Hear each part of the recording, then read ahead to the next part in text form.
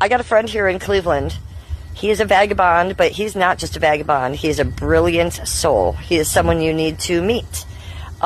He has ties with Venice Beach. He has ties with a lot of homeless people. He is an artist. His name is... All of them, but One Love Heartsong Glenn is pretty good for now. My name has been changed legally 3 times already. Right now my legal name is Ryan Glenn Palmier.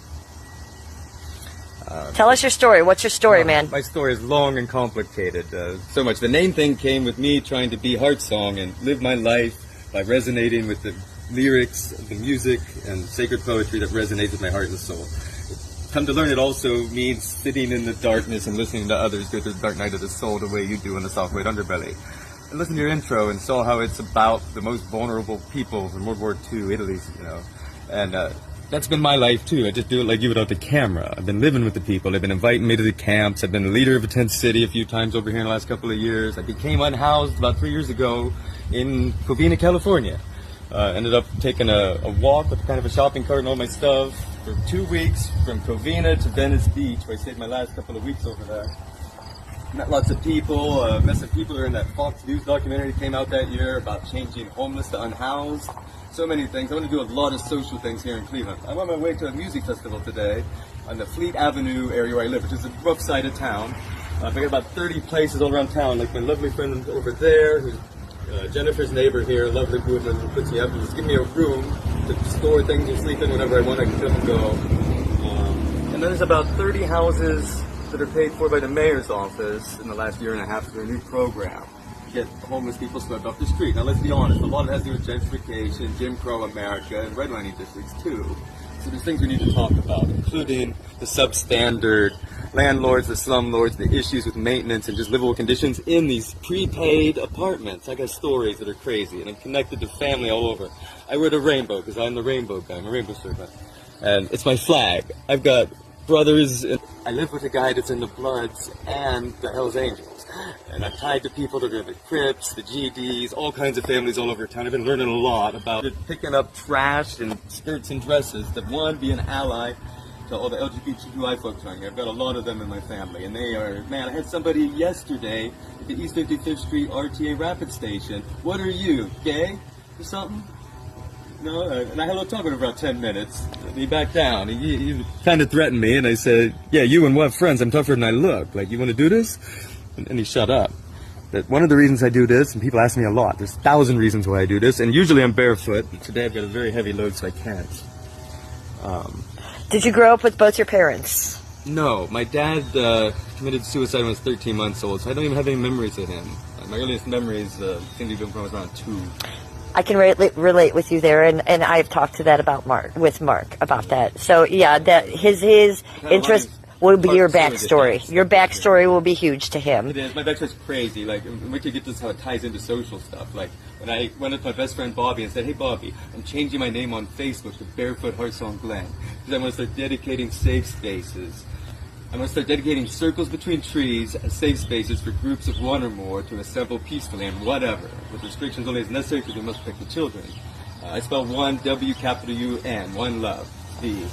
I started One Love Family Band, Heartstripe Edition. Talk to me about Venice Beach.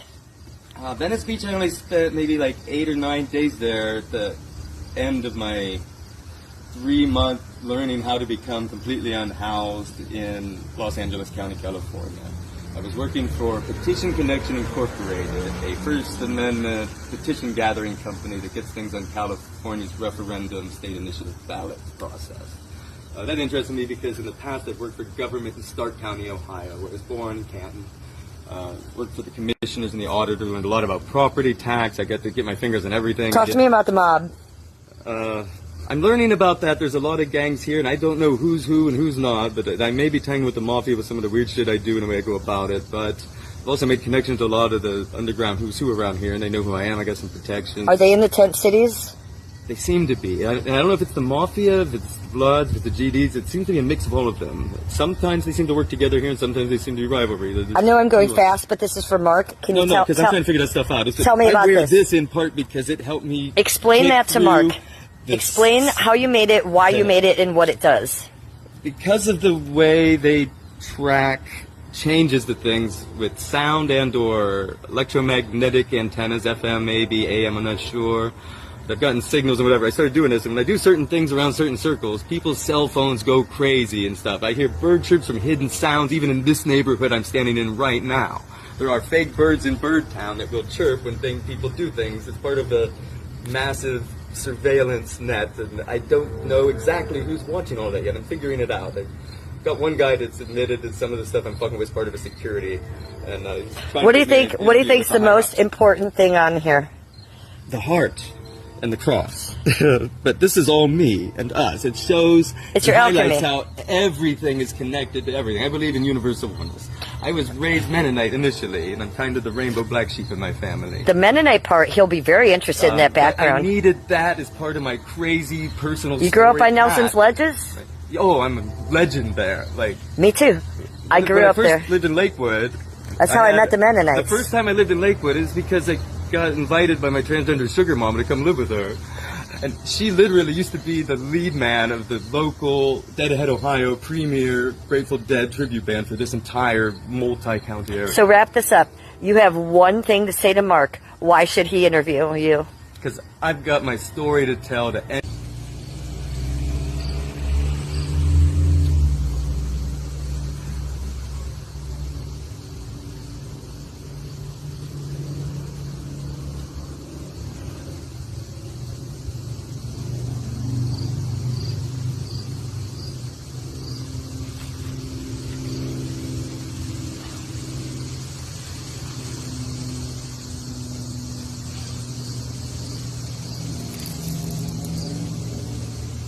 Have a good day, sweetie. Bye, Glenn.